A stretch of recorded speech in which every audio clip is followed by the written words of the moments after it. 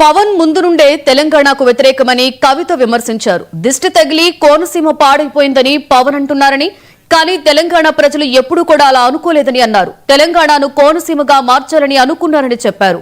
రాష్ట్రం ఏర్పడి 12 ఏళ్లైనా జై తెలంగాణ జై ఆంధ్ర అంటున్నామని అన్నారు. అందరూ బాగుండాలని కోరుకుంటాం, కానీ పక్కవాడి నుండి ఏమీ లాక్కోవాలని వ్యాఖ్యానించారు. పదవిలో ఉన్న పవన్ జాగ్రత్తగా మాట్లాడాలని అన్నారు. రాష్ట్రం కోసం మన ప్రాణత్యాగం మనం చేసుకుంటే సినిమా యాక్టర్ అయిన పవన్ కళ్యాణ్ ఆనాటి నుంచి ఈనాటి వరకు మనకు వ్యతిరేకమే. ఇవాళ కూడా ఆయన మాట్లాడుతున్నాడు, తెలంగాణ నాయకుల దిష్టి కళ్ళతోని కోనసీమ పాడైందంటున్నాడు. మనం ఎన్నడూ దిష్టి పెట్టలే. కోనసీమ బాగుంది, కోనసీమ ఎట్లుందో అట్లా తెలంగాణ కావాలనుకున్నాం తప్పితే ఏనాడు కూడా తెలంగాణ బిడ్డలకు మనస్సు చిన్నగా ఉండదు, పెద్దగా ఉంటుంది, పెద్దగా ఆలోచిస్తాం. మేము ఇప్పుడు కూడా చెప్తా ఉన్నాం, పవన్ కళ్యాణ్ గారు మా రాష్ట్రం ఏర్పడి 12 సంవత్సరాలు అయింది. ఈ 12 సంవత్సరాల్లో మేము ఎప్పుడు కూడా ఒకటే మాట అన్నాం, జై తెలంగాణ జై ఆంధ్ర అన్నాం. తెలంగాణ ఎంత బాగుందో ఆంధ్ర కూడా బాగుండాలన్నాం. నేను ప్రత్యేకంగా లోక్సభలో నిలబడి ఆంధ్రకు ప్రత్యేక హోదా కూడా ఇవ్వాలని అడిగిన. మేము తెలంగాణ వాళ్ళం ఎప్పుడు కూడా పక్కోంది గుంజుకోవాలని చూడం. పక్కోడు బాగుంటే మా కళ్ళు మండయి. మేం బాగుండాలని కోరుకుంటాం తప్పితే పక్కవాడు చెడిపోవడాలని ఎప్పుడు కోరుకోలేదు. మా ఉద్యమంలో ఒకవేళ మేము అట్లా కోరుకున్నట్టయితే ఉద్యమ స్వరూపం వేరేలాగుండే.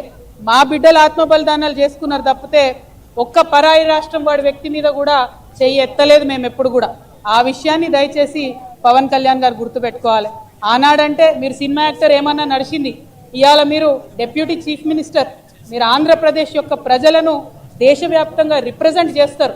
మీరు మాట్లాడే మాటలు కూడా మీ ప్రజలకు ఆపాదిస్తారు. కాబట్టి జాగ్రత్తగా మీరు ఆలోచన చేసి మాట్లాడాలని నేను పవన్ కళ్యాణ్ గారిని కోరుతున్నాను.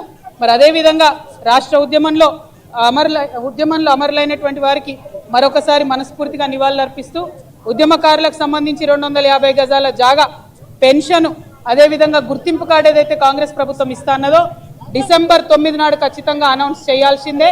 చేయకపోతే మాత్రం ఉద్యమకారులందరం కూడా గవర్నమెంట్ భూములు చూసుకుంటాం, జాగృతి జెండాలు వాత్తాం, భూ పోరాటాలకు ముందుకెళ్తామని చెప్పి తెలియజేస్తూ సెలవు తీసుకుంటున్నాను. జై తెలంగాణ, జై Telangana. CM Revanth Reddy, deputy CM బట్టి విక్రమార్క ఢిల్లీ